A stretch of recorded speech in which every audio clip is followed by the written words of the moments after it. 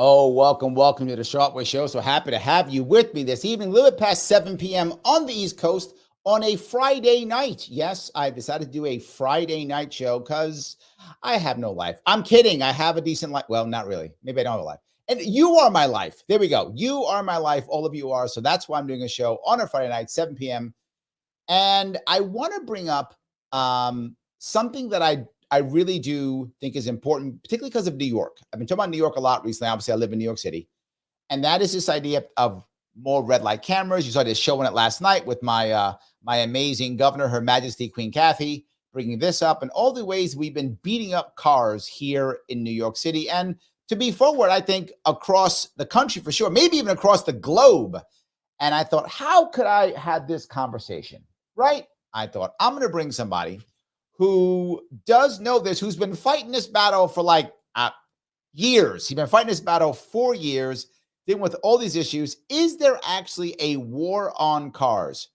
I think maybe yes, but maybe I'm wrong. We'll find out. He is the executive director of policy for the National Motorists Association, the man himself, Jay Beeber. How are you, sir? I'm great. It's a pleasure to be with you. Yes, I'm very glad that to have you here today. And that idea of a war on cars, I think it sounds kind of like hyperbole, right? It sounds, Yep. But is it real or not? Oh, it's real.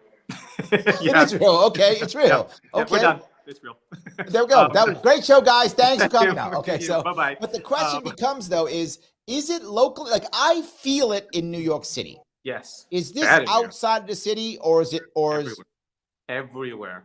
Everywhere. Some places are worse than others, but it is everywhere. And it takes a myriad of different forms. So when you say the war on cars, it's not just one thing, but the overriding umbrella is this idea that we don't want people to drive cars, that cars are bad, terrible, middle-class lifestyle is terrible, don't consume, don't do anything. Cars are a perfect example of that. They're destroying the environment. We want people to take mass transit. We want people to be on a bicycle. We want people to walk places. We don't want you to take a car. Cars are terrible. This, let me give you the obvious pushback. I know you've heard before, but I'm going to give it to you anyway. Okay. Isn't that a good thing? Isn't it good if we don't have cars and we ride bicycles and we walk? Isn't that better for the environment? Isn't that a good thing? Why are you so selfish, Jay? I don't why do you hate the environment, Jay? Yes, exactly right. I hate the planet yes, that I have to live on. Yes. So right. No. So here's the thing. Cars are one of the greatest drivers of prosperity and freedom that we have ever had in the history of the world. Think about what life used to be like before cars were invented. People never went more than a couple of miles from their home. They never experienced all the things that we can experience now. They never had the opportunities to flourish either financially or personally. People who were in disfavored minority groups, they had to rely on the government more. So the car, the personal automobile has freed up all of that. And so there are so many metrics that you could look at in terms of the different kind of jobs we can have, all of the prosperity, all of the things that have happened in our world as a result of the invention of the personal automobile. Not saying that there aren't places where maybe transit is better. Manhattan is a perfectly good example where, not saying exclusively, but, when I used to going to Manhattan and we'd take mass transit and stuff like that, but not late at night. No, I get what you're saying, right? And I guess there is a group of people who would say, yes, I hear what you're saying, Jay, but we're destroying the planet. So what difference does it make if we destroy the planet, right? So shouldn't we all be walking so that we can have a better planet? And can't we have mass transit so that we don't need cars? Okay, so a couple of things. First of all, I don't accept the idea that cars are destroying the planet. Okay, so that's number one. So I don't agree with the premise. So if somebody's making that argument, they have to prove it. That's number one. Okay. Number two is that there are always trade-offs in life, right? So we saw this with the pandemic. Okay, if everybody stays home, there's negative consequences to that. There's more, there's less prosperity. There's more domestic violence. There's all sorts of negative consequences of not being able to go out and do things. So yeah, so this idea that like, oh well, we'll just have this utopia. That's a false equivalency. There's no it's a Aren't false they choice. saying now? How about the idea of the 15-minute city? Isn't that sounds amazing? That's my utopia, Jay. My utopia is my beautiful 15-minute city. Right. So the utopia. So we should tell people what a 15-minute city is if they don't know. So there's a couple of different versions of this. Okay, but the nice idea. The nice idea of the 15-minute city is that, well, you'll have everything you need within 15 minutes of a walk or a bicycle ride or a transit ride, everything you could possibly need.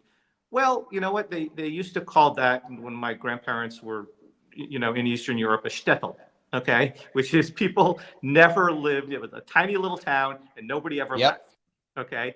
And so if that's the kind of life you want, great. But just think about this is all about choices, right? So let's say I want to go to the dentist. Okay, yeah, maybe I have a dentist within 15 minutes, but I don't have all the choices of dentists that I want to go to. I get to choose which dentist I see. Right? Or restaurants that I want to go to. Now, look, people love living in Manhattan. I'm sure there are people that are not my cup of tea. That's my choice. That's their choice. I'm not a big Manhattan live in Manhattan person, right? I don't want to have to go down to the grocery store every day and a half and buy an apple. Okay, so like I want to go to the grocery store. I want a bunch of apples in my refrigerator. So, but that's the thing about human choice, which is that I get to choose the life I want to live. You get to choose the choice, the life you want to live, and we shouldn't be telling everybody you must live like this for the good of everybody else. That's collectivism. You've talked about it many times. So it's the idea that everybody has to follow my lead because I know better than everybody else how everybody should live their life. And but you brought up a very valid point here. And the 15-minute city, while I get the feeling, it sounds amazing, right? Sure. It's a great sounding thing. Right. But I think the point you've brought up, I think that's really hitting is now it basically forces you into a 15-minute circle that you may or may not like.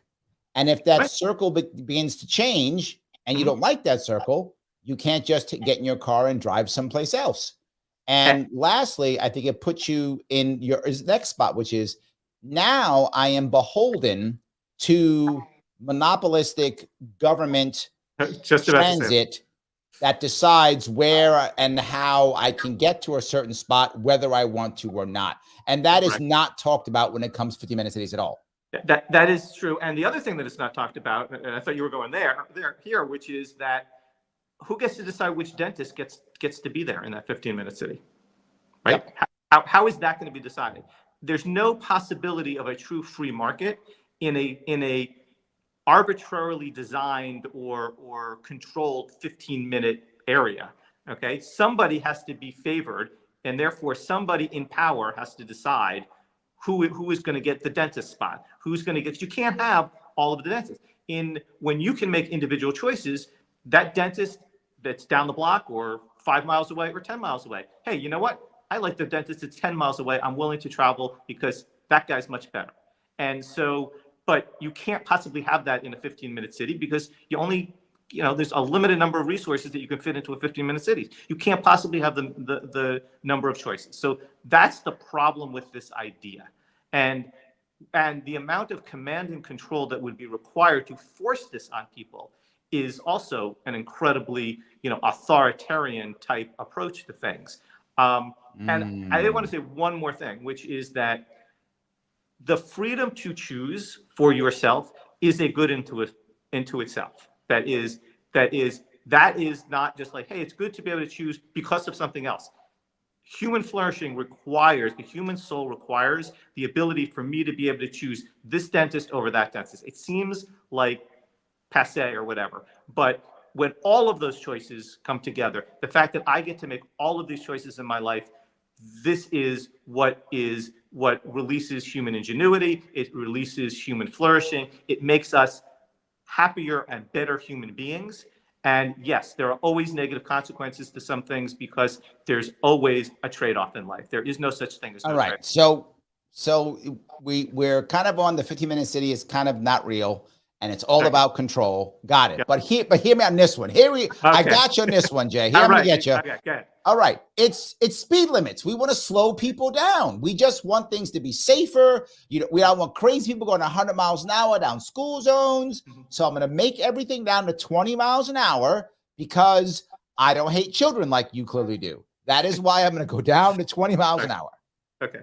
So here's the fallacy of the 20 miles an hour or some version of that, okay?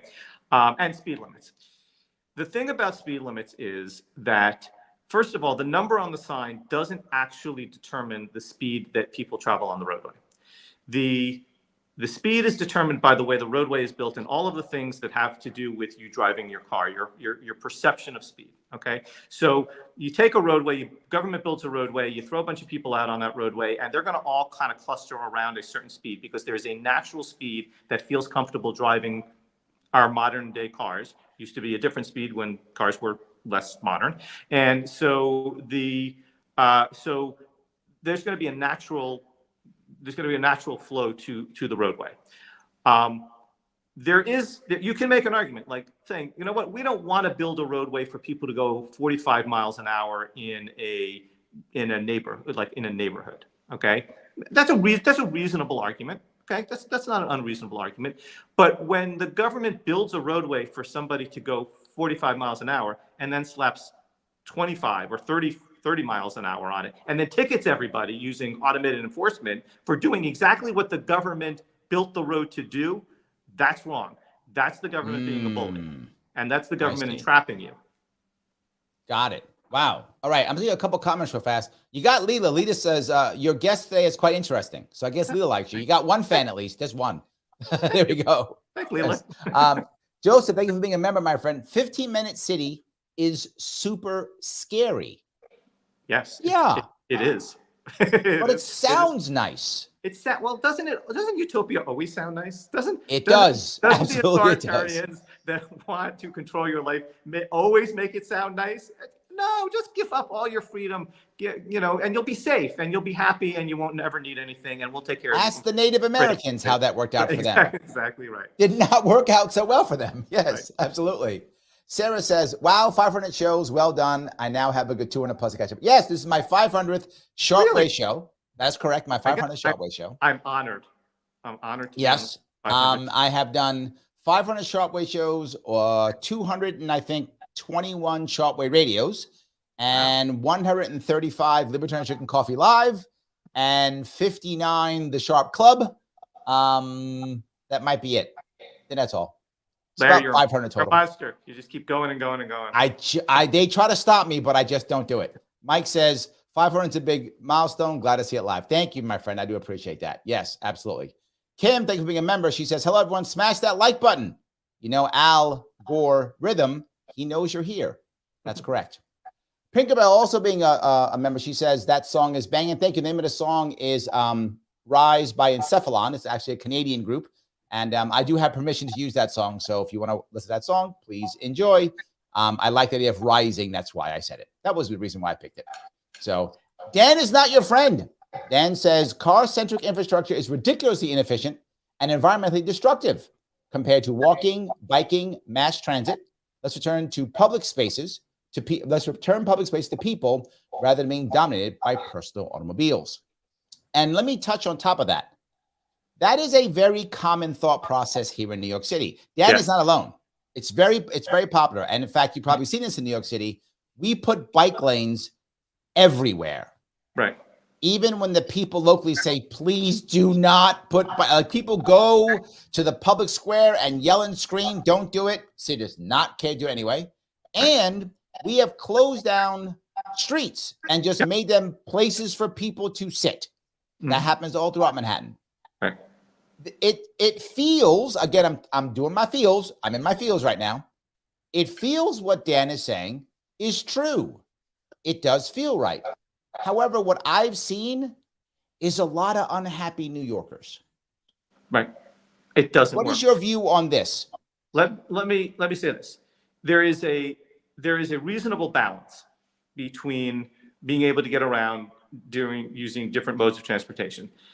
We're talking about Manhattan here, and Manhattan is almost a completely unique situation in the United States, right? So, yep. I mean, there's very few places that are much like Manhattan. And so, I mean, you go out onto Long Island, it's not Manhattan. It's a completely different thing. Correct. You can't make the same argument, there. So it's still one of the 5 boroughs. So, but let me actually make a comment about the term that he used, which is this term car-centric, okay? So this is used as a pejorative, okay? And here's what I say about this. We no more have a car-centric society than we have a cell phone-centric society, than we have a computer-centric society, than we have a TV-centric society. People use cars because they are a benefit and they're a useful tool. It's not like there's some great philosophy about cars, that we just want to think about cars all day long. Right? People use cars just like they use computers, just like they use cell phones, because they're useful. They're a useful tool for doing A, B, or C. And so this whole idea of car-centric is kind of a silly argument. I mean, it's like you can say, hey, I'd rather have this as opposed to that. But to use this term car-centric is well, I'm just going to use this term because it sounds nasty and it sounds like it's a bad thing. The policy arguments are, reasonable to have. I mean, Manhattan can decide, and the folks in Manhattan can decide what they want. Do they want to close down all these streets? Do they want to have the throughput? Do they want to have the ability to move a vehicle? Because here's the thing. People go into Manhattan. I used to live in New Jersey. Okay, it's where I grew up. Okay, people don't drive into Manhattan unless you have to. Okay? Right. Yes. Yes. It's not like we're going out for a Sunday drive. I'm going to drive around Manhattan. Yeah, no. I used to drive a truck in Manhattan. I know how crazy it is. Yes. Right. Exactly. Yes. So if you drive into Manhattan, then you're doing it for a reason, for a purpose, for whether it's an economic purpose, for sure. An entertainment purpose, whatever it is. So, and then there's different choices as to how to do that. Sometimes, when I lived right outside the city in Rutherford, I would take the bus in, and I would go through Port Authority, and I would get where I needed to go. And I think I joked about this, but not if I had to be there late night because it wasn't safe to do so. I would drive. So I would, if I had to be there late at night, I would drive in. But that's all of the choices that we make. And to say, no, you can't have this choice. And especially, and I'll really say this, is this is especially true for women. I'm not I'm not the biggest guy in the world, but I mean, I more care about hey, if there's a woman who's out there who, has to take mass transit or whatever, and it's not safe for them, and they'd rather drive, that's something you should be concerned about. I mean, certainly we should clean up the crime, but I'm just saying, there's benefits to, there's a lot of different benefits along the way to using a car and to having access to a car. And I will also tell you that there's a study out of UCLA, and not a particularly right-wing institution, that says that if you want to get people out of poverty and they don't have a car, one of the best things you can do is get them a car and get them the ability to have a car. And towards the other argument about this, which is that it's almost impossible in most parts of the country, again, Manhattan is a little bit different, to build out enough transit that you could reach the number of jobs and the number of opportunities that you can reach with a personal automobile. You can reach many, many, many times more more jobs with a car than you can with than on transit. And again, the study was done in LA, where I used to live.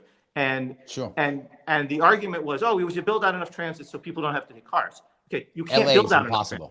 Impossible. You have to bankrupt the entire area. You have to spend money on nothing else for the next 40 years. Okay. And then again, that doesn't mean you shouldn't put in a transit line here or do this or that or whatever. Not saying that. Okay. I'm just saying this argument that, we should have transit instead. Yes. The car will be replaced when something that is better and more efficient comes along and takes its place, just like the horse and buggy was replaced by the car. And quite frankly, bicycles were replaced by the car. Let me go to, I think, which is a big deal. It feels like there's a war on cars, right? So, and you've said that the goal is to make driving basically miserable, right? And Mike asked a question. I think it's an important one. Is it about the cars? Is it about climate change? Is it about the 50-minute cities? Why? Why do people care whether or not we're driving or not, right? Do people think you're just wrong and it is the environment and you're wrong and the environment is going to kill us all? Or is there some other thing behind this that we don't know? Why are so many people fighting against cars? I think there's a couple of things. And there's, for want of a better word, there's this Venn diagram of okay. of different, overlapping interests, right? So, but I think the overlying umbrella of it is that it's kind of people that hate freedom. Okay, it's hate. They hate the fact that you have personal choice in your life. They believe that look, I think we all know people like this, that they believe that the best thing is for there to be this collectivist type control over everything, and freedom within that is not a good thing. It's better for everybody if everybody complies. If every resistance is futile. You must be part of the collective. And so if you push back against that, like using your personal automobile to go where you want, when you want, how you want, that's not a good thing. So and also they also see the personal automobile as something akin to like destroying the planet or destroying their utopia, which is they don't like suburbs. Like this whole thing about I don't like suburbs for some reason, because God forbid somebody should live in a house with a lawn and a garage and let their kids play in the backyard or the front yard or something like that. I mean, this is this idea that everybody has to live for the good of society in this kind of urban hellscape where that's the only thing you do in a 15-minute city or whatever. I'm sorry, that's not the world I want to live in, right? I would like to live in a world where we have more freedom, not less freedom. Let me talk to my audience for a second. Guys, if you like what you're hearing, then do me a favor, click that button known as like. Hit it with any appendage you want. Nose, ears, eyes, anything. I'm not watching. I don't care. As long as you click that button, that's what matters. If you're watching this on Twitter or Facebook, please share this, repost this. It really does matter. Please do so. If you are on either Facebook or on Twitter, please follow me. If you're on YouTube, you have to subscribe. If you don't subscribe, you hate children. That's basically what it is. So you must subscribe or you hate children. So please do that if you haven't already. You can super chat me if you want to get your chat to the front. I appreciate it. Or become a member if you like. Click that join button on either Sharpe Way, or you can do it on Ladder Sharpe. Doesn't matter. Either one of those. $4.99 per month keeps me going as long as I possibly can. 500 shows already, and I keep going no matter what you do. You've been trying to stop me, but I keep going. It does not work. No matter what you do, though, my friends, please follow Jay. If you can, follow him on Twitter/X at motorists with an S.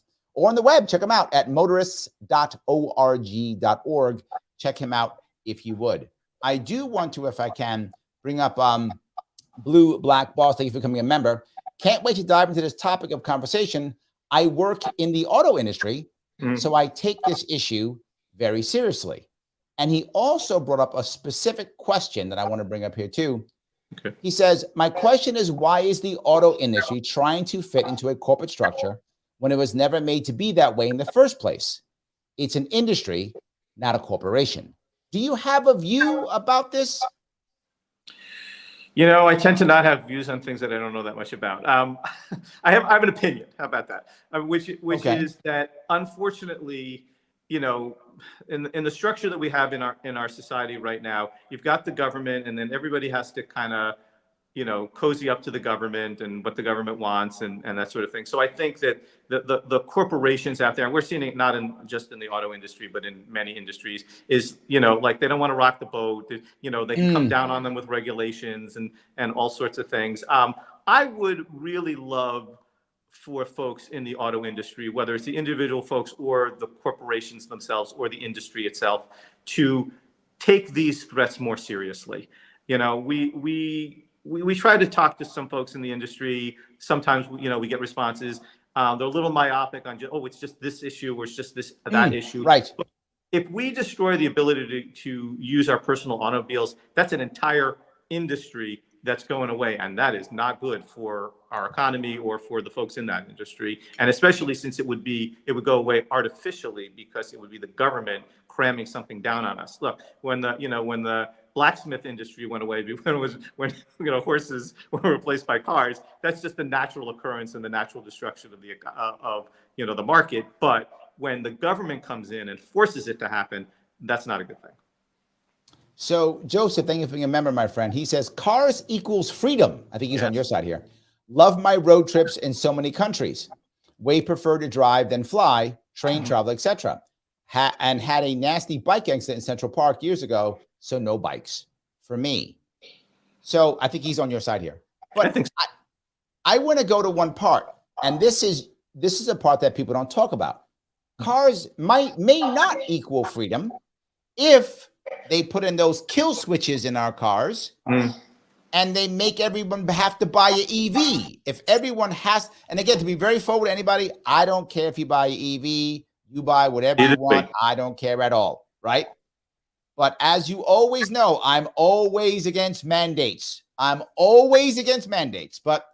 mandating EVs, and then in every EV is going to be that kill switch. So, Jay, you've been talking some trash. You can't drive anymore, right? You got to go. So it might not be free.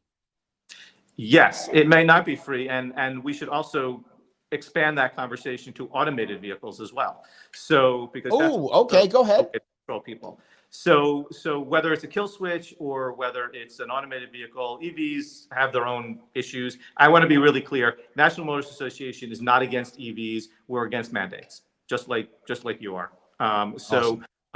We are agnostic as to what kind of car you drive. We just don't want it crammed onto everybody. But here's the problem with automated vehicles. Automated vehicles have a lot of promise in terms of safety things, in terms of allowing people more freedom and more ability who can't actually currently drive a car, but they can get into one of these things. The question is, who's going to control the car, and how is it going to be controlled? And that's really, I always worry about, what is the government going to do? So, because think about this, it's so much easier to control the vehicle than it is to control the human, right? So you cannot build a automated vehicle that breaks the law. It just won't happen. Okay, so all you have to do then is just sort of change the law, or monkey around with the law, or have a regulation or whatever. So you can control people by controlling their means of transportation. And so, but hold on. If we're talking not mandates, though, why do we care, right? Because now I have the choice. I can go into the self-driving car if I want to, or I can take a regular Uber or take my own car. But go ahead, please. Okay, so here's the thing. What happens when self-driving cars, assuming we ever get to that point, are seen as safer? Okay. Now you can't drive because it's not safe. Human beings are not safe behind the wheel. It's much safer. Everybody must have an automated vehicle. Okay. So let's just say, for the sake of argument, I don't know, some crazy thing happens. There's a pandemic. The government decides, you know what? Nobody should go to work. Nobody should go to church. Nobody should go to. That would never happen, Jay. It just did. I know that would never happen. Sorry, it just happened. Yes. But I know this is far-fetched, but let's just say they said, okay, you know what? Tomorrow, nobody can go downtown. Your car will not go there. Okay.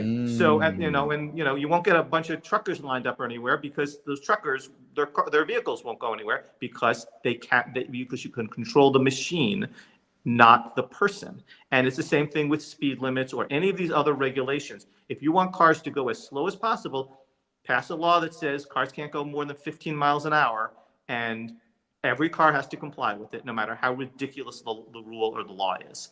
So that's it's a valid point, because I was thinking for a moment as I walked down that road in my head, I was thinking, well, if it's private companies, it won't be that bad, but the private companies still have to follow the law. So it doesn't matter if the law will still affect the private companies anyway. Right. And what are the private companies that are going to control these? And here's the other thing. To be really honest, they don't want you to own an automated vehicle. They want them to own the automated vehicle, and then you be beholden to their service for it. But let's take that as the next step, which is, look, we've got the Googles of the world, you've got all these tech companies. They may not like your choices. They may not like where you go. They certainly may not like what you're saying online. You know, we've seen that if they don't like what you're saying online, they'll just shut you down, right? Okay. Yep. So, or you know, they don't like where you're going. They don't like what you're buying. Nope, we're not going to take you there. Nope, we're not doing it. And their car, their company, they can choose, right? I mean, right. So I think the concern for us is in the brave new world in which we're headed towards is the loss of freedom. I think that's sort of the generalized thing here, which is human freedom is important to be able to make your own choices in life. And the more and more and more we have of this kind of stuff, the less choices you're going to have and the less freedom you're going to have. And that's where we're sort of sounding the alarm. And always it's in pursuit of a utopia or a nice place to live or more safety or, you know, whatever, you know, fill in the blank. All right. So there's some safety issues for sure. We do care about safety, obviously. So I'm going to give you one that's obvious, right? I got you on this. You've been beating me on all of these, but this one I'm going to get you on. Jay. This one I'm going to get you. Okay. Red light cameras.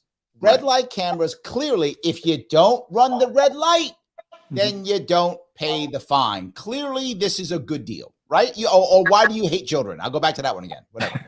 So speaking of which, you know why when New York City got red light cameras in originally? Somebody ran a red light and hit somebody pushing a baby in a stroller. And that was in the 90s. Okay. Yep. And that's 94 is when it came in. Yeah.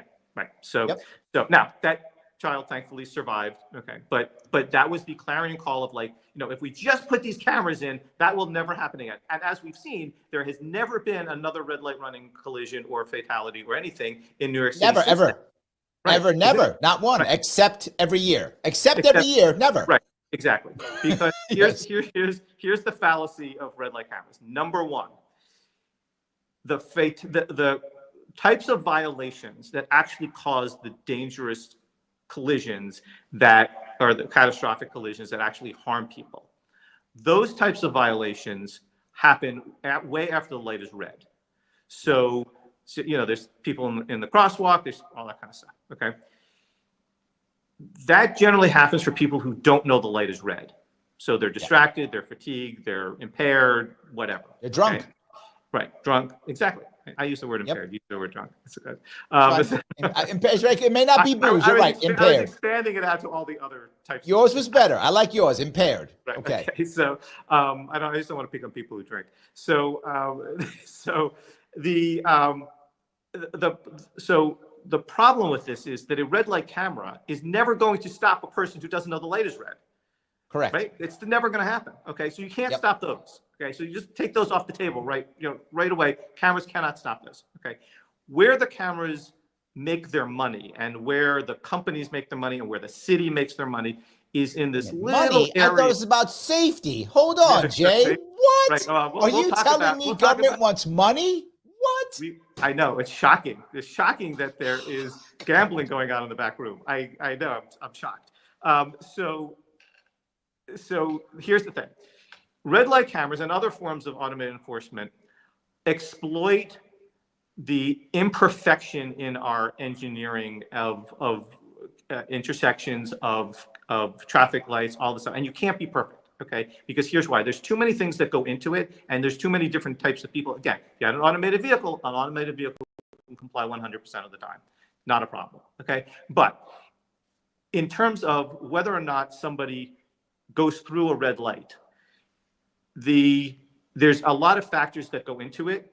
Not all of it is just willful and, hey, I just didn't want to stop. That's not how it works. And the reason we know this, okay, is because if you extend the yellow light and you make it longer, I don't mean make it 10 or 15 seconds long. I'm saying you go from 4 seconds to 4.5 seconds, basically the blink of an eye, okay? A lot of places you'll see that the violations will go down by like 80, 90%, and they don't come back. Wow. So what does that tell you? It tells you that there was some flaw in there, okay, that extra yellow time, and I can explain it, it's a little too wonky, you probably don't want to get into it in this conversation, but there's a reason why that because it's imperfect in terms of setting a yellow light, you want to set a yellow light that's long enough so you take into account for some of these things. It's called engineering tolerance. And so it's just like if you build a bridge, right? There's this beautiful new Cuomo bridge, right? Okay, they built that bridge. Ooh, okay? Ooh. Yes, you're right. Right? But boo. So they I'm built booing this the bridge, name. right? I'm booing the name. The bridge is fine. Okay, they didn't build this bridge at exactly what they thought the weight limit needed to be. They built the bridge with tolerance, which is extra, just in case, okay? This is what we need to do with our yellow light times, which is we have to build in extra just in case. And the extra is basically imperceptible to the basic human being. But what it does is it washes out a lot of the violations that are caused by just, mistakes, bad choices, just like, Yeah, but then I don't get my cash. And that's my problem, Jay. I don't get paid then. Okay. And so here's how we know it's all about the money. Okay. Number one, when they put these things in, they say it's about safety. And here's the other thing they always say, they will say this every single time. We hope we never have to issue a ticket ever, that behavior changes and we never issue anything. We hope we make no money on this. Okay. Right. And then what happens when they don't make the money? They cancel the program. Yes. Right? Exactly. Yes. So yes. that's number one. And I'll give you another example. So in Oakland, California, they had a red light camera program, and the engineers increased the yellow light time by 1 second. Okay, again, not that long. Think about how quickly 1 second goes by. Not something that generally people can perceive. Okay, violations plummeted, and some collisions went away. Right. So you look at that, you think that's a good thing, right? Well, less red light running. That's what you want the program to do, right? Okay. Correct. Well, the police department came back to them, and we have the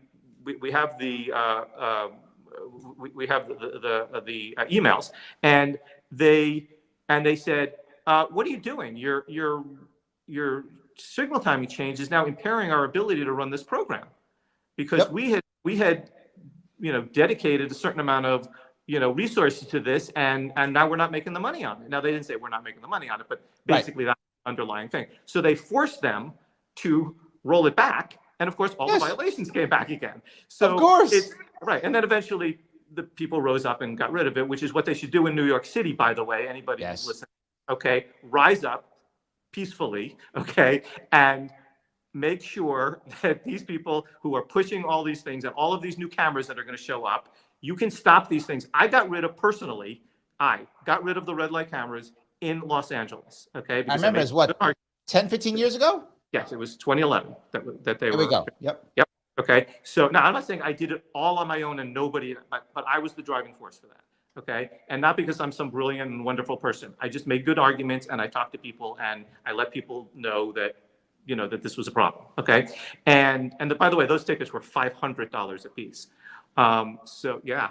Wow. $500 for a slow rolling right turn, just because somebody's wheels didn't stop turning at 2:00 in the morning somewhere. Okay. And 75% of the tickets were issued for slow rolling right turns. So, anyway, so there's ways to get rid of these things. The elected officials have to know that the people don't want this. Okay. I'm sure there are some people who, the somebody's getting away with something crowd. We got a lot of those in New York. We got a lot of those. We got a lot of those, right? That's how dare you have fun? You don't get to have fun. Someone is getting away with something. We got to stop that. But here's the thing, and I want to really be clear about this. I'm not saying that no one ever is a bad driver and runs a red light and should have stopped and put somebody in. I'm not saying that doesn't happen. If you only ticket those people, you cannot make money on these systems. You can only make money on these systems if you have an unfair yellow light time and if you ticket for like Mickey Mouse violations. That's the only way you can make money on these things. And if you're making millions of dollars, that guarantees you that the system is set up for you to fail. Yes. And New York City makes in profit over $20 million a year. Exactly. And what it has but now. It's all, Larry, it's all about the safety. It's about saving children. Yeah. Right. We have about 150 right now cameras that, and you get more. Another 100, 250 maybe, give or take. Now another 100 from our failed congestion pricing. Right. So we got about that. We make about $20 million in profit off of that. We used to make more, Profits are down, to your point. We used to make over 40. Now we're down to 20. So this is what we're going to do. Oh, add 450 more cameras. Exactly. Right. So now we can go from 20 million gotta keep to the 60 or casino 70 going. million. Got to keep it going. Absolutely. You yes. Got to keep it going. And 100%. And here's the thing. It's like, if you think about this, and a friend of mine who does YouTube videos on traffic engineering, and he did a series of these, and this is what he said. This is like, the red light cameras are like are like these dating sites, right? So like, if you get onto this dating site and they sign you up, right? If they're successful and you find somebody, they lose your money because, right? So if they're successful in getting rid of all the violations, then they don't make the money anymore. They have to keep churning. They have to keep churning tickets. So they have to keep finding ways to do this.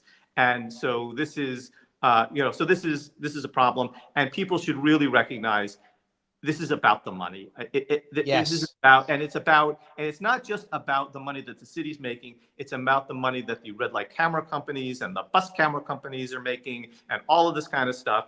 And these people lobby. They take your money, okay, usually for some Mickey Mouse violation. They take your money and then they use it to lobby against you to put in more cameras and take more of your money. This is why people should rise up and say, no more. I'm not going to not vote for people who are going to do this. And, maybe they'll kick this mayor out, but, maybe they'll kick the governor out. And maybe somebody else will run for governor that has a different idea. You never know. Maybe somebody might. You're just saying, maybe somebody might. I don't know. Right. Yes. When people are tired of this, vote for Larry. Yes. That's what I'm saying. Right. Snork, thank you for being a member. Snork says, Iowa just banned speed cameras. There we go. I didn't know that. Yes, there was a I forget the specifics of it, but the way that it's set up in Iowa is they have to approve where they are, the state, and then they just decided we're not approving in a whole bunch of places. There may be one or two places left over, but for the most part, they pushed them off, off the streets.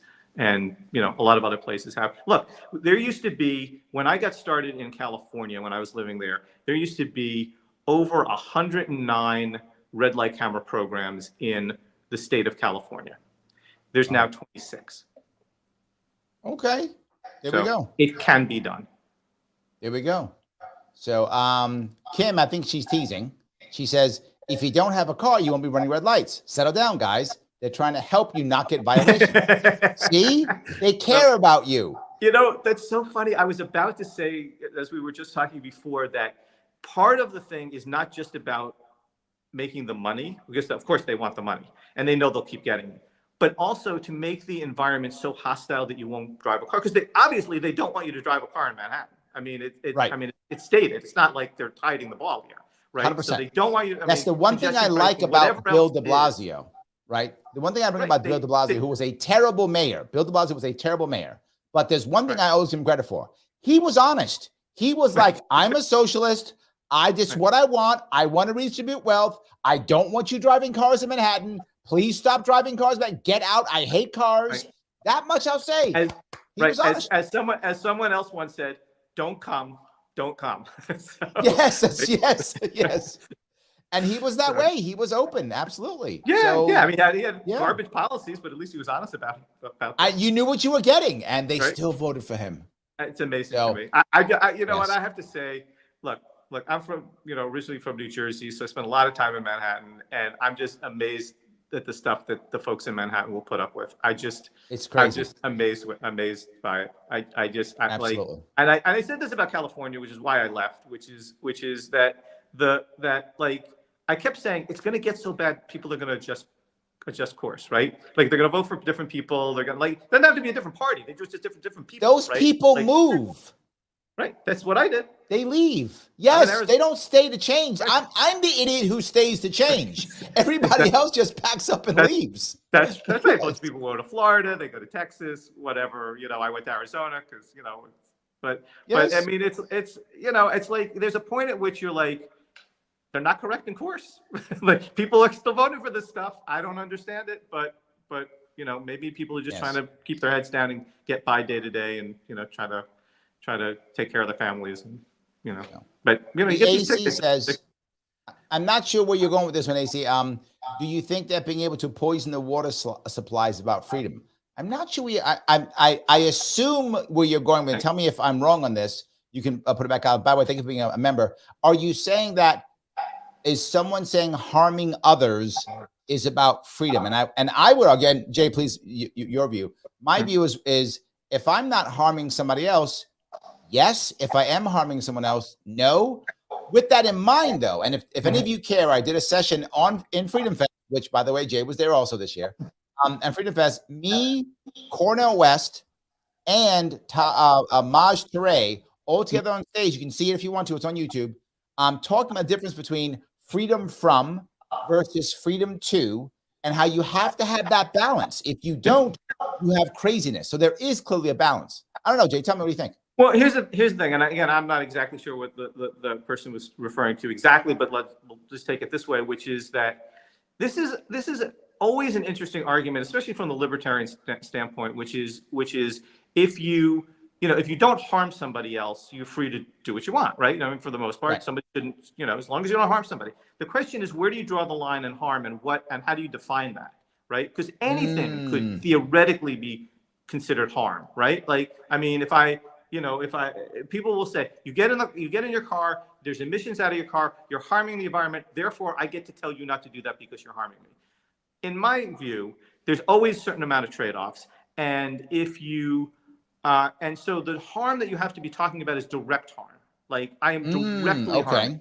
I am directly taking your wallet. I am directly physically assaulting you, right? So if I come and I just say something that makes you feel bad, yeah, am I harming you? Yeah, I guess I am harming you. But is that enough for you to impair my freedom of free speech or whatever it is? So, and here's the thing. We're never going to come to a point where we all agree on where that line is. We just have to try to be reasonable about it. Okay.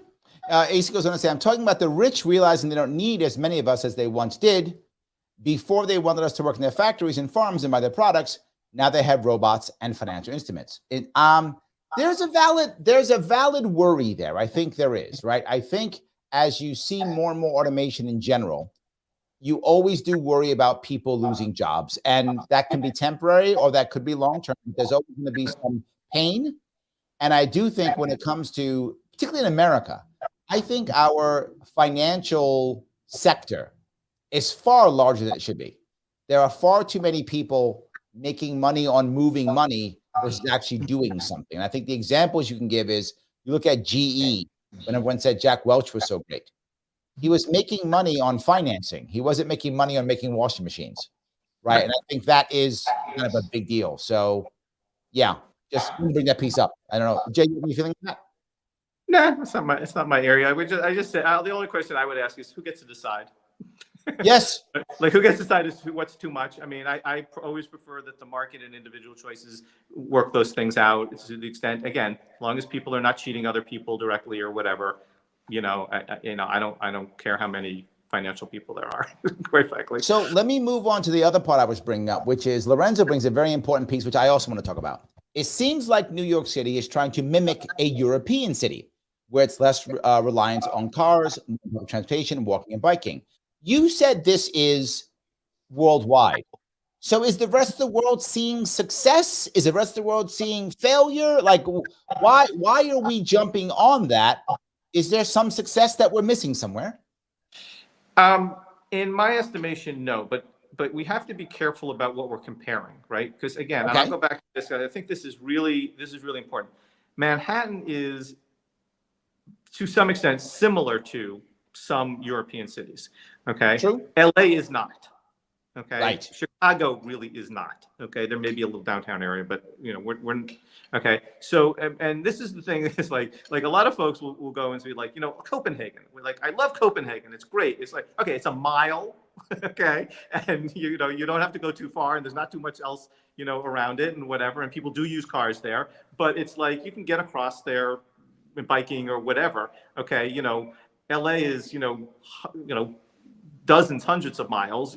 Manhattan, I don't know how long it is from top to bottom, but you can probably walk across, from the East River to the Hudson River. Manhattan is literally the smallest county in New York State. It's tiny.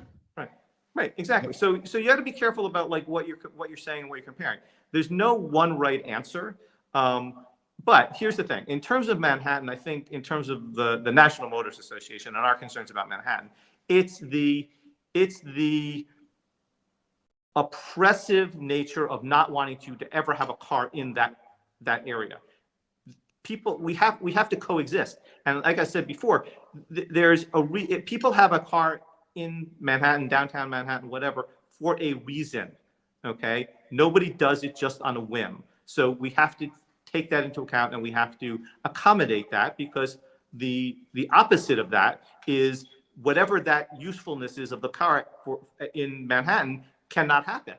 So right. that's right. why we have to be reasonable about these things. Well, Matt brings up another piece, which makes me think why I think a lot of companies want to get involved in this, right? Matt is a member also. Thank you, Matt, for being a member. He says, the only thing I worry about with cars is if the government mandates all electric cars, because electric cars means someone's going to be collecting all your driving data and lets them charge subscriptions for anything. You want heated seats, $5 a month. Radio, $5 a month, etc. Now, you don't need an electric car or not. What? I mean, you don't need an electric car for that. It's already happening. Already happening. Yep. Yes. Your car is, if you have a newer car, I just bought a newer car. It's connected to the internet. You have to opt out of all these things. The amount of data that your car is collecting on you, and all the subscription things that they want to charge you for or whatever. Hopefully people will push back against that. But, it's amazing how much they collect your speed, how hard you brake, how hard you accelerate, what time of day you're traveling, where you're traveling, all of this stuff. They collect all of this information, and then they sell it to a data broker, who then chops it up and sells it to your insurance company and whoever else wants your data. And political candidates. It's not anonymous. It's actually your with your name on it. Okay. And so they know how to market to you and whatever else. Okay. And we need more protections with regards to at least letting people know what's being collected and having them easily opt out. Our preference is at the National Motorists Association that you get to opt into these things, not that you have to opt out. Got it. Much better, right? So that automatically. Yeah. It makes sense. So hold on. Let me Dan brought up some issues. He wants to give you some details. Okay. If I can. Dan says road travel accounts for 3/4 of transport emissions. Okay. Most of this comes from passenger vehicles, cars and buses, contributing 45.1%. The other 29.4% comes from trucks carrying freight. And he puts his source is ourworldindata.org. I think he has one more thing to say. I want to make sure he gets his stuff out. Thank you, Dan, for writing. I appreciate what you're that you care enough to say these things. I do appreciate this. I'm not teasing, and I'm very happy that that you care. He says the physical infrastructure in the U.S. is made to center our homes, our businesses, our schools, etc., around automobiles. It's not a pejorative as much as a reality. If you go around the U.S., we're forced by the government to use cars in almost all situations. It's the opposite of freedom of choice. It's often illegal or too dangerous to travel any city other way than automobiles, the way things are designed. Okay, that's his argument. So I want to make sure you got his argument out. Okay, it sounds like Dan thinks that there is some overall,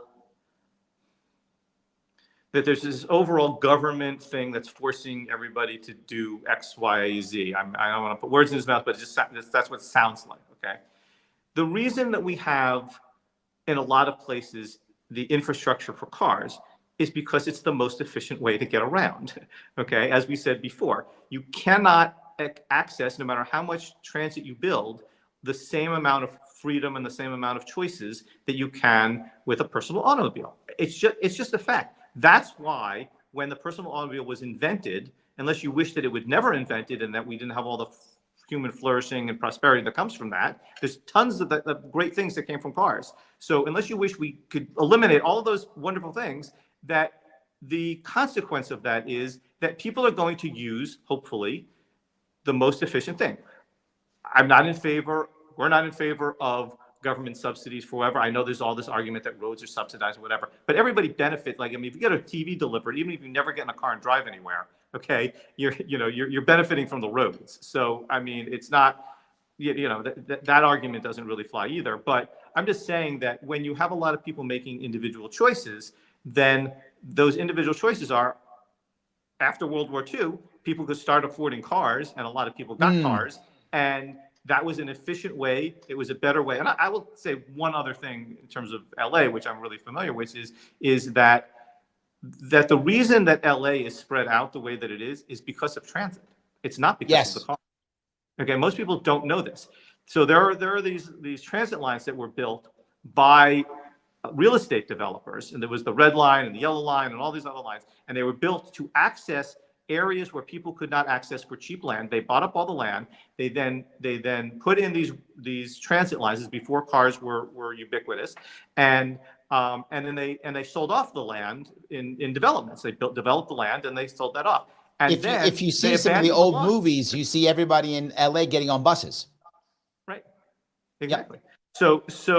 So people think like, oh, well, the car is the thing that's like not in LA because the way LA is built out the way that it is. Now, the car then came and took over from that because it was more efficient. And there's a lot of other reasons why, because the government also mandated that they couldn't charge enough for the transit. So the lines got involved and made things worse. That's never happened before. I know it's surprising to hear. I know this is shocking, but the government actually did something that made things worse. So what? I know it's surprising, but that's what I'm saying. It's like so this idea that like it's like this giant conspiracy for everybody to use a car. Like it's just the way things worked out and how things built up, and we industrialized at the time that the car was invented, and like it's again, but the car is still one of the greatest inventions ever. It's not like, yes, there are downsides. I completely agree with anybody who claims there are downsides to car. There are downsides to everything in life. So there are downsides to swimming pools. Okay, people drown in them. Okay, there are downsides to ladders. Okay, people fall off them. I've done it myself and broke 11 ribs. Okay, so there are downsides to everything, but there are useful tools out there, and we just have to be careful with them. So I want to tell my audience again, guys, if you like what we're saying, then click the button that is known as like. Don't be stingy. Likes are free. Don't be stingy. Do that. So's reposting, so sharing, also free. Don't be stingy. Please do that. So subscribing and following. These are all things that are free. Don't be stingy. Do me a favor. Click those buttons. Do the sharing. Now, if you don't want to be stingy and you want to be nice to me, you can always super chat me. Super chat me if you want to. Happy to have that. They go right to the front. Also, if you're not a member, you can become a member on either Sharpe Way or on Larry Sharpe. Click that join button to keep us rocking and rolling. But no matter what you decide to do, please follow Jay, if you would. Follow him on Twitter/X at Motorists. That's S at the end. Or check out what he's doing on the web at motorists.org, not .com, .org, if you would do that. Now, I do have an interesting one. The AC says one thing. He says, counterpoint, robo-taxis won't give cops an excuse to pull them over and search them. There's a bright light to everything, right? There's a silver lining. Well, they'll find a way. They'll find a. That's true. They will find a way. I know. It won't do. Like, really, you think that they won't? Really, you think that the government won't figure out a way to do it and curtail your freedoms? I'm sorry, I haven't seen it in the past. So. Yeah, there we go. Yes, the AC goes on to say, "Red light cameras are stupid and authoritarian." Yes. Thank you.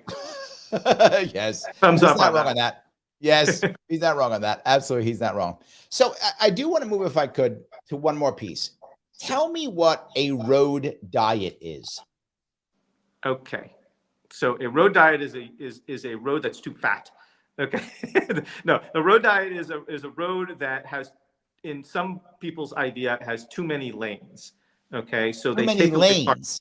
Too many lanes. A road diet is, instead of expanding a roadway, you take away the car lanes. I'm sure. Is it Dan? We'll have a comment about this. But the problem. So they do it in New York all the time. Right. Exactly. So what you're doing is you're curtailing the ability to use a personal automobile. Okay. Now you may want that. That may be the goal. But understand there are consequences to this. So if I take away car lanes on this road, okay, then where are the cars going to go? They got to go somewhere else, maybe, or it backs up traffic, and there's more emissions. Okay, so these things don't happen in a vacuum, And what I like to say is that traffic, like water, it seeks its own level, right? So it's got to go somewhere, okay? Because if you have basically the same amount of people. Now, a lot of people say, well, if you take away the car lanes, people will use another form of transportation. Well, if they could have and it was more convenient, they would have, okay? Because people make generally, not always, generally rational decisions, right? So for whatever reason, they're choosing a car. And if they didn't have to choose a car, they choose something else. And if you take away the infrastructure for that car, now you've impaired something. Okay.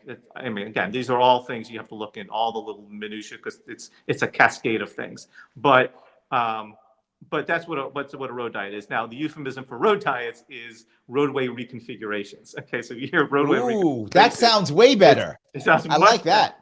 To reconfigure the roadway, it means we're taking away car lanes and we're taking away half the infrastructure that cars use and giving it over to bicycles. Now, this is not necessarily Manhattan, but in many places where they do that, nobody ever uses the bike lanes, right? Yes.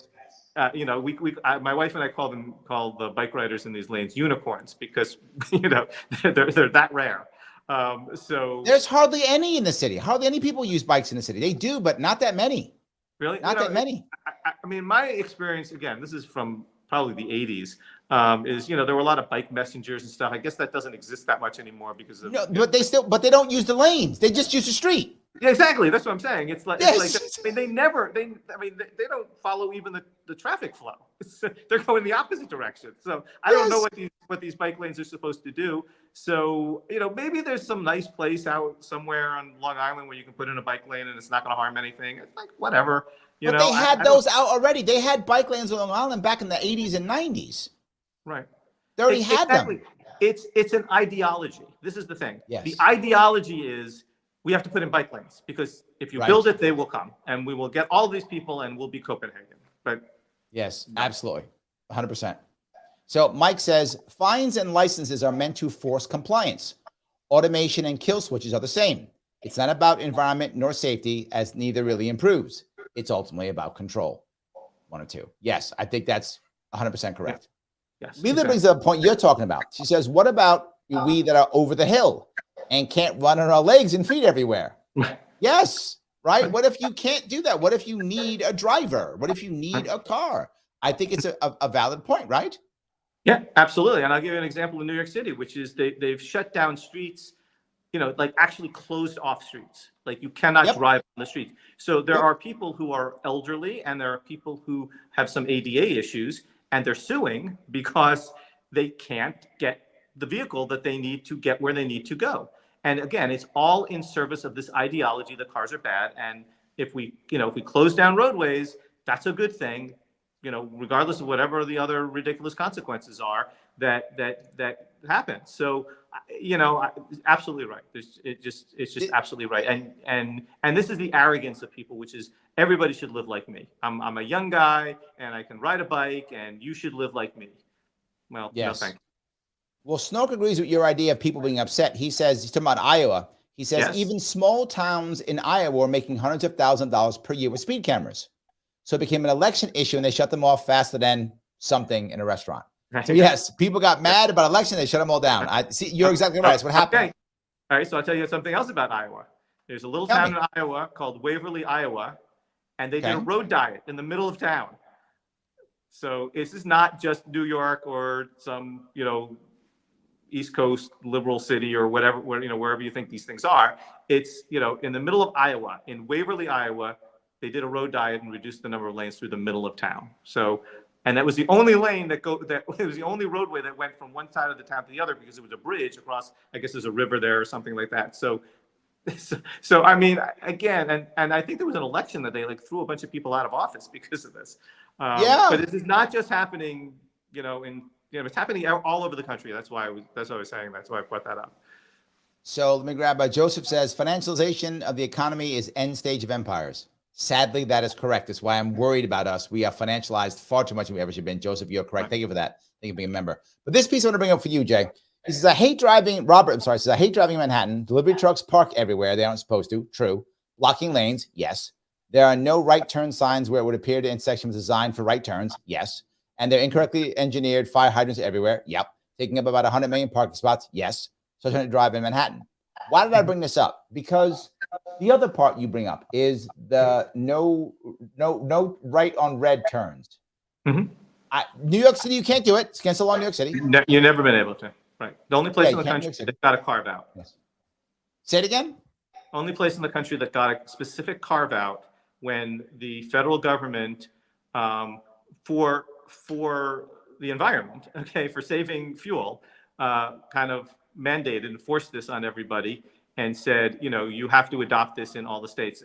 We get a little history of that. It was in the western states. California had right turn on red, okay, and then other states in the west. California was the very first state to do it, and then most of the East Coast did not have it. So it was either you can turn right turn on red if there was a sign, or you just couldn't do it at all. And so in the 70s, during the gas crisis, the federal government said, one way we can save gas is to not have people idling at intersections at red lights for no reason, okay, which is a reasonable policy. And so they kind of mandated over a number of years and a couple of infrastructure bills that that states had to adopt this, and then they could restrict it if it was necessary at a particular intersection. That's the right policy. Right policy is if it needs to be restricted at a particular intersection because of either sight lines or because of too many pedestrians at a particular time of day or whatever, perfectly fine to restrict right turn on red, but it should not be a blanket ban. And that's what we're seeing around the country now, which is people want to emulate New York. And so just to get back to New York, so when New York adopted it, New York City lobbied to get an exemption so they did not have to have right turn on red. I will give an admission here. I have gotten very few traffic tickets in my entire life, maybe 3, okay? Moving violations, okay? One of them was turning right on red in Staten Island. And I did not know that restriction extended. That was not too long after I got my driver's license. And I knew Manhattan. I knew you couldn't turn right on red in Manhattan. I didn't know that extended to all 5 boroughs. And cop was sitting there and specifically ticketing for people coming off the highway and making a right turn off the ramp. And so, all right. So I personally curious with this. I got one more for you. This is Brian. Brian says, in my town, they've lowered speed limits to 25 miles an hour from 35 to 40 through forests and even after shoulder widening. So he doesn't want to spend on patrols. I try to follow the limits, but the tailgaters are common. Now, I bring this up for 2 reasons. One, this sounds crazy to do it even through forests and wide shoulders, right? But okay. But the other piece is you bring up the idea of 20 is plenty. Mm-hmm. And New York City has already gone 20 is plenty. Right. It's already gone there. And it's nothing but a disaster. Now we have people fighting everything. The city now has a bigger issue, which is collections. Mm-hmm. Because they do so many tickets. They do over $200 million a year in tickets. They only collect over 100. So there's a lot of people who are going into collections having problems. So I don't know. What do you think about this lowering speed limit stuff constantly? Okay. Well, again, I think we talked about this a little bit, which is that lowering the speed limit. Yeah, but I meant the 20 for that's plenty piece. I'm sorry, I should have been clearer. That's what I was talking about, that part. Right. Well, again, it's an ideology. It's a new, that's going to be the new thing that's going to solve every problem and whatever. We just got to lower the speed limits to 20 miles an hour. Well, then it'll be 15, and then it'll be 10, and then it'll be 5, right? So where's the limit? Okay, there is no limit. There's no limiting factor in this because and again, simply lowering the speed limit does not make traffic go slower. People constantly conflate lower speeds with lower speed limits. Okay, they are not the same thing. And so unless you have an incredible amount of command and control and create an incredible speed trap, which is what New York City is doing, which is building a road for people to feel comfortable driving 35 miles an hour and then setting a 20-mile-an-hour speed limit on it, it's an entrapment. It's a speed trap. That's the definition of a speed trap. And so, again, it's the arrogance of government and government officials that think they can have enough command and control and get everybody to comply. And I know that there are probably some people out there that are like, well, it's safer or whatever, it's New York City. It's like, maybe on some little side street somewhere, 20 miles an hour is fine. And probably you're not going to go much faster than anyway because you can't. Okay. But on the big boulevards and on, Fifth Avenue, 20 miles an hour is not going to fly because people are just simply not, especially when it's not in the middle of rush hour. So, So Absolutely. it's not realistic. It's not fair to people. And again, people in New York City should rise up. Absolutely. All right. So let me ask, Jay, before we wrap this up, is there anything I missed? Something we should bring up? Something you want to talk about that you're doing? Anything you want to bring up before we wrap this up? No. Did we talk about like where the National Motorists Association came from? Like where we started? No. Tell us about that. Yeah. I've done so many interviews today. I can't remember. So we're the organization that was created to help fight the 55-mile-an-hour national speed limit. For people who don't remember that, again, during the gas crisis of the 70s, the federal government, the Nixon administration actually, had this bright idea that, if we force everybody to go no more than 55 miles an hour, we'll save a lot of gas. And of course, the safety scolds, they love that because, 55 miles, slower is better and it's always safer and whatever. It's not true. But, and so that led to a lot of pain and suffering, especially in Western states, and a lot of ticketing and just ridiculous. So our organization, way before I was involved, began to fight this. That was the genesis of this organization. And then when we won that fight in the 90s, then the organization sort of took on other things and said, there's a lot of other issues out there in terms of the freedom to drive and the government being a bully all over the place. So we're gonna take on some of these other things. That's kind of how we. Kim says those 55-mile-an-hour people called Nixon lovers. I didn't know that. I never heard that before. I don't know. Yeah, there we go. I hope Kim's right. She could have made that up and be teasing us, but I think she's telling the truth. It sounds funny. That's very good. That's very good. Right. Well, I am glad that happened. I appreciate that you guys were around. I'm glad you're doing what you're doing. And guys, if you want to follow him, please follow him at Motorists on Twitter. On the web, check him out at motorists.org. Kim, by the way, says, no, it's true. Join the National Motorists Association. It is incredibly inexpensive for everything that you get. Join the fight to preserve your driving freedoms. We help out in New York City. We help out all over the place, and you be part of the Freedom Army. The cost of membership for a year is the cost of a tank of gas. So maybe half a tank in New York City. Maybe half a tank here. Yeah, exactly. Half a tank of gas in California, New York. Right, exactly. There we go. See, that's all it is. It's $42 a year. It's nothing. So join us because A, we need your help and we need you to be part of the movement. So, and if you like what we're doing, join us. And then help Larry out and become a super chat person. I love that. All those are good. Do all the cool things, but no matter what, please follow him. And also, please click the like button. I appreciate it. Jay, it was great talking to you. I appreciate it. For everybody else here, I will be on tomorrow. I'll be doing something with probably the Joe Rogan podcast, I assume, because I think he's talking to Trump today. So if it comes out tomorrow, I'll talk about that tomorrow, probably around 7 or something else. But I will be on tomorrow at 7. I will not be on Monday. I'm sorry, on Sunday, but I will be on Monday. Either way, you know what to do. Once this is over, come back on and put a comment, because you know who likes the comments after it's over? Mr. Rhythm, Al Gore. Al Gore, Rhythm, loves that. So please do that to keep him happy. I will see you all very soon.